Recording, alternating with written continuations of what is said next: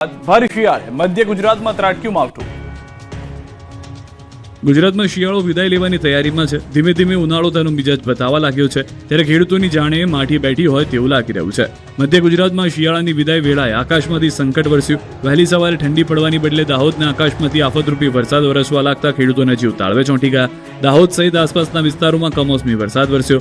દાહોદ, છાપરી, રળિયાતી, ઝાલદ, રાપડાલ સહિતના સિંગવડ, લીમખેડા ગ્રામ્ય વિસ્તારોમાં કમોસમી વરસાદે કમઠાણ સર્જ્યું। વીજળીના કડાકા સાથે કમોસમી વરસાદ પડતા ખેતરોમાં ઉભા રવિ પાક પર નુકસાનીના વાદળો છવાયા।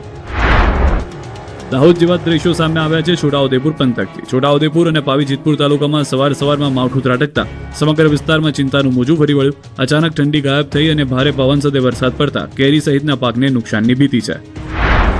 આ બાજુ ગોધરામાં પણ કમોસમી કહેરે કિસાનોની કેડ ભાંગી। ગોધરા શહેર અને કુગંબાના પૂર્વ વિસ્તારમાં મોડી રાતથી જ વાતાવરણ બદલાયું। વહેલી સવાર પડતા આકાશમાંથી કાતિલ પવનોની સાથે ઘાતરૂપી વરસાદ ખાબકતા રોડ ભીંજાયા। ભર શિયાળે વરસાદ પડતા ખેડૂતો આશ્ચર્યમાં મુકાયા। પાક પર આફત વરસતા નુકસાનીનો ખતરો છે। બીજી તરફ કમોસમી વરસાદના ઝાપટાને લઈને વાતાવરણમાં ઠંડક પ્રસરી।